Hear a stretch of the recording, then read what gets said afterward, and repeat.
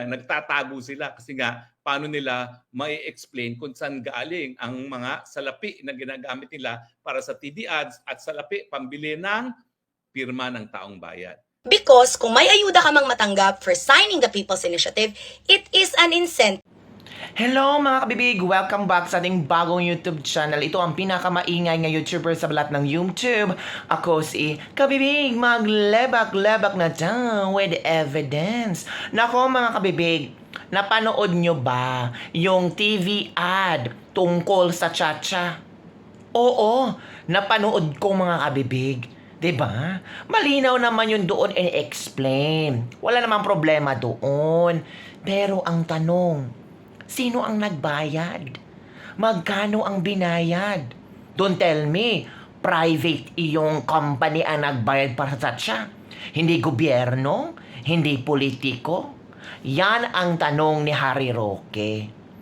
Kung nauso ngayon itong signature campaign, People's Initiative, incentives, hindi isuhulan, sabi ni John Magno, nagpa-TV ad na nga sila sa isang network. Meaning, planado.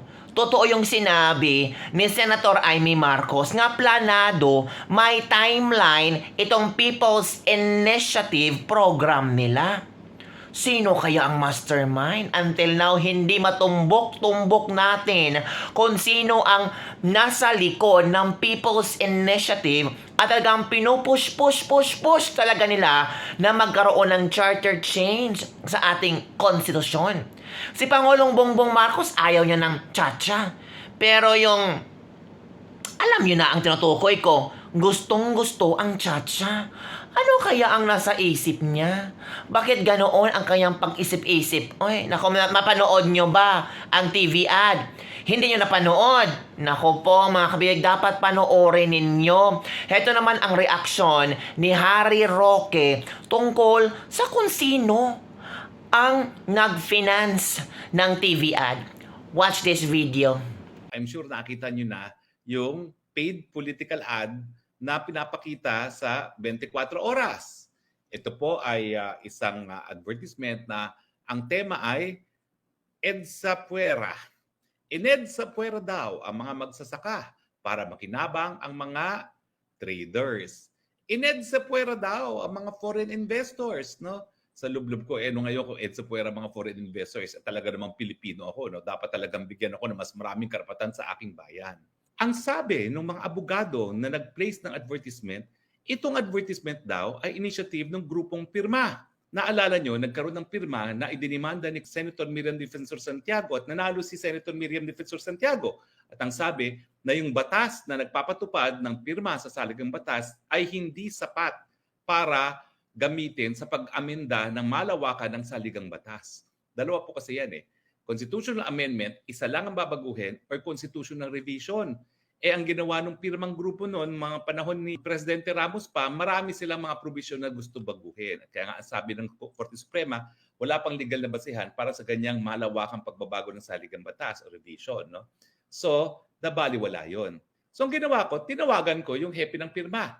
Si dating Secretary Raul Lambino, naging secretary siya ng panahon ni Presidente Duterte dahil ang hepe po ng Cagayan Economic Zone ay isang secretary, rank of secretary. Ang sabi niya, wala kaming kinalaman dyan.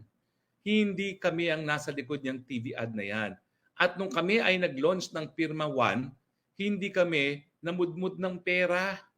At ang dinadaan namin talaga doon sa mga panahon na yun, ini-explain sa butante kung ano yung mga nais namin pagbabago at kung bakit. So, pinasinungalingan na po ng Pirma na sila ang nasa likod ng paid TV ads na nakikita na natin ngayon para sa EDSA Puwera na tinatawag. From the horse's mouth himself, Raul Lambino na hepe ng pirma nung panahon ni Presidente Ramos, hindi po sila ang nasa likod niyan. Ang tanong, sino pang nasa likod niyan? Kayo naman. Obvious naman. Kung ang mga kongresista ang nagpapapirma sa iba't ibang mga distrito, sa mga barangay nila, natural, kongreso rin ang nasa likod yung political ad na yan. Kaya lang, nagtatago sila kasi nga paano nila mai-explain kung saan galing ang mga salapi na ginagamit nila para sa TV ads at salapi pambili ng pirma ng taong bayan. Kongreso po yan. Kaya nga po nakakagalit.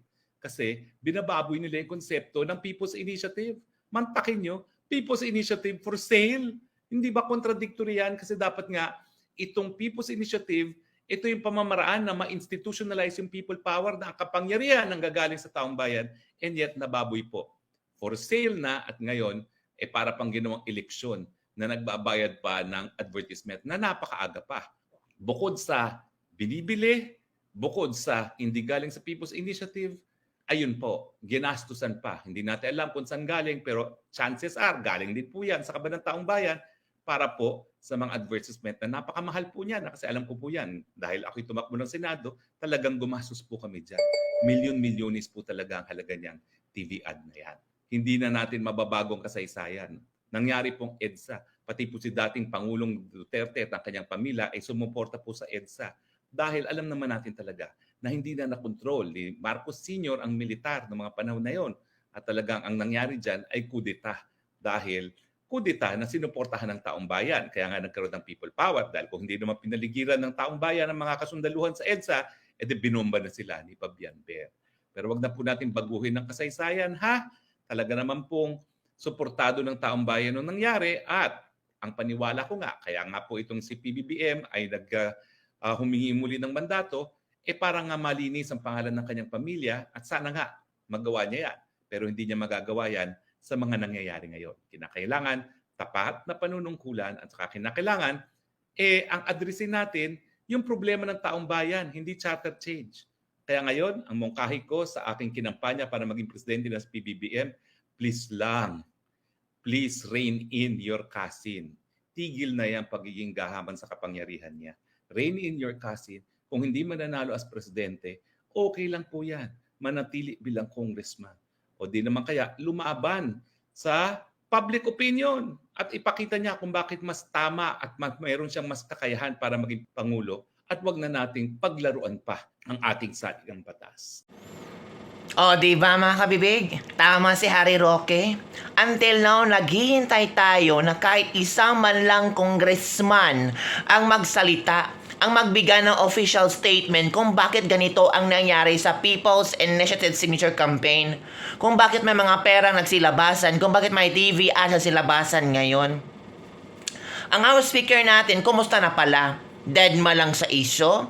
Uy, wag kang deadma, sir. Oo. Diba? People's Initiative Signature Campaign. Meron na nga na-mention ng pangalan mga congressman. Pero bakit quiet lang po kayo? Deadma lang po kayo. Bakit po? Mahirap po na magiging pangit ang imahe ninyo? Bumaba na nga yung trust survey ninyo? Pagtakot kayo na baka hindi na kayo bubutuhan ng maraming Pilipino? Baka madamay itong tingog party list ninyo? Nako po, Congressman, House Speaker, kahit konting, official statement. Kasi every now and then, nagbibigay kayo ng official statement sa mga issue. Ngayon po namin kayo kailangan. Ngayon po namin kailangan lang yung explanation tungkol dito. Na sana, magbigay kayo ng clear explanation kung iimbestigahan nyo ba, ipapatawag ba sa congressional hearing, kung saan galing yung perang ginamit para pang incentive, sabi ni Jam Magno, kahit bribery na yon, or i-explain nyo kung saan galing yung TV ad money, mga ganun ba? Para hindi kami magmumukhang tanga. Hindi lang puro confidential funds ang inihiring nyo dyan, hindi lang puro SMNI ang inihiring nyo sa Kongreso, yung parang halatang may tina-target kayo na bibitayin ba? Yung mga may target kayo ba na batiin or pabatiin, masamain ang kanilang pagkatao. Magsalita naman kayo dyan. O, di ba? Si Nograles na mention na. Marami ng mga nagsilabasang mga pangalan ngayon na kung saan ay talagang nagpapirma ng People's Initiative Signature Campaign with busalan. Nako, mga kabibig.